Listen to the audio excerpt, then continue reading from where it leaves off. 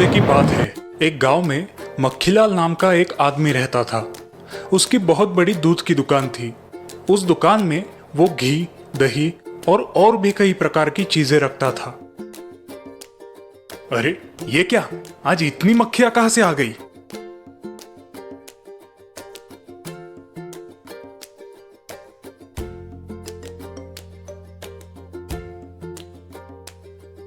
ओ मक्खीलाल चाचा, मुझे 2 किलो घी देना। हाँ बेटा, अभी देता हूँ।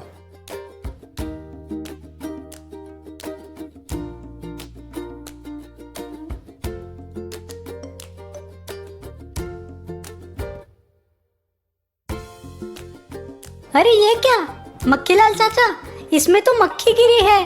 क्या मक्खी? दिखाओ तो जरा। लड़का मक्खीलाल को घी का डिब्बा दिखाता है। रुको बेटा, मैं तुम्हें अभी दूसरा घी का डिब्बा देता हूँ। मक्खीलाल उस घी के डिब्बे में से मक्खी निकालता है और वही डिब्बा उस लड़के को देता है। लो, ये लो बेटा, अब ठीक है ना? हाँ मक्खीलाल चाचा, चलो अब मैं चलता हूँ। तभी उसकी दुकान में राजमहल से 2 सिपाही आते हैं।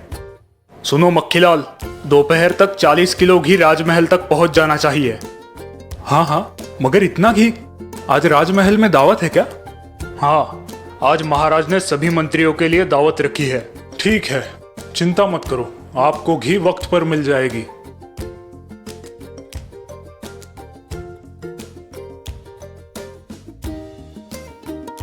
सुनो सुखीलाल, आज दोपहर तक 40 किलो घी राजमहल में पहुंचाना है। चलो जल्दी जल्दी काम पर लग जाओ।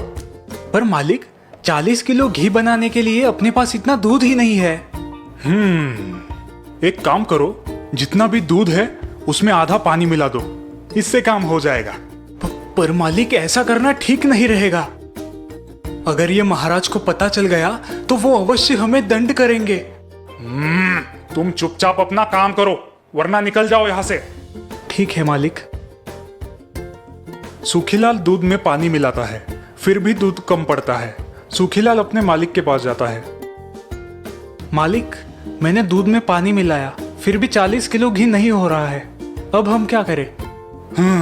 ठीक है, तुम बाहर जाओ और दुकान संभालो, इसे मैं देखता हूँ। ठीक है मालिक।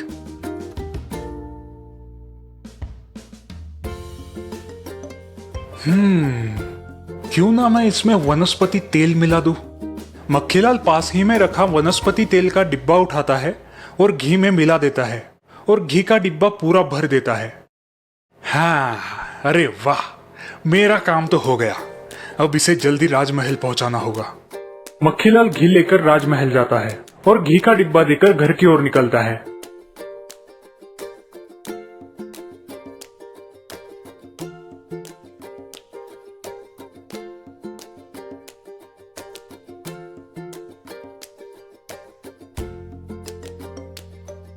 खाना हो जाने के बाद सभी मंत्री राजा से मिलकर अपने घर निकल जाते हैं।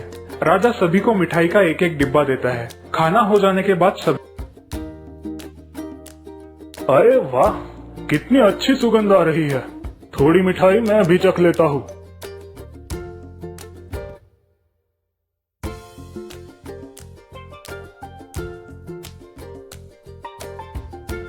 मिठाई खाकर राजा बीमार पड़ जाता है। महाराज, सारे मंत्री भी आपकी तरह बीमार हुए हैं। क्या? ये कैसे हो सकता है? लगता है मिठाई में कुछ गड़बड़ थी। जाओ जाकर हलवाई को बुलाओ। जी महाराज। अरे ओ मूर्ख, तुमने ये कैसी मिठाई बनाई? तुम्हारी मिठाई खाकर सभी लोग बीमार पड़े हैं। महाराज, मैंने तो सभी चीजें बराबर डाली थी। मुझे नहीं पता महाराज। महाराज, मुझे लगता है कि मक्खीलाल की घी की वजह से यह सब हुआ होगा। क्या तुम्हें पूरा यकीन है कि ये सब उस घी की वजह से बीमार पड़ गए हैं? हाँ महाराज, क्योंकि उस घी में से मुझे वनस्पति तेल की खुशबू आ रही थी। इसका मतलब मक्खीलाल मिलावट करके सभी को धोखा देता है। सेनापति, 2 सिपाहियों को मक्खीलाल के घर भेजो और नजर रखने बोलो। जी महाराज। दोनों सिपाही मक्खीलाल के घर के पास पहुंचते हैं और छुपकर देखने लगते हैं। तभी मक्खीलाल दूध में पानी मिला रहा था। अरे ये क्या? ये मक्खीलाल तो मिलावट करके सभी लोगों को फंसा रहा है। हाँ, हमें इसे रंगे हाथ पकड़कर महाराज के पास ले जाना चाहिए। हाँ हाँ, चलो जल्दी। सिपाही मक्खीलाल के घर जाते हैं और मक्खीलाल को रंगे हाथ पकड़ते हैं। दूध में मिलावट करते हो? चलो चलो, अब महाराज के पास चलो। नहीं, मुझे माफ कर दो। चलो, तुम्हें जो भी कहना है महाराज के सामने कहना। सिपाही मक्खीलाल को लेकर राजमहल आते हैं।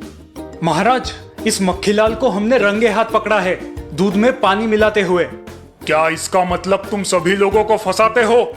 मुझे माफ कर दो महाराज, मुझसे गलती हो गई। मैं दोबारा ऐसा काम नहीं करूंगा। सेनापति, इसे यहाँ से ले जाओ और काली कोठड़ी में डाल दो। नहीं महाराज, मुझे माफ कर दो, मैं दोबारा ऐसा नहीं करूंगा। महाराज मक्खीलाल की बात नहीं सुनते और सेनापति मक्खीलाल को काली कोठड़ी में डाल देता है।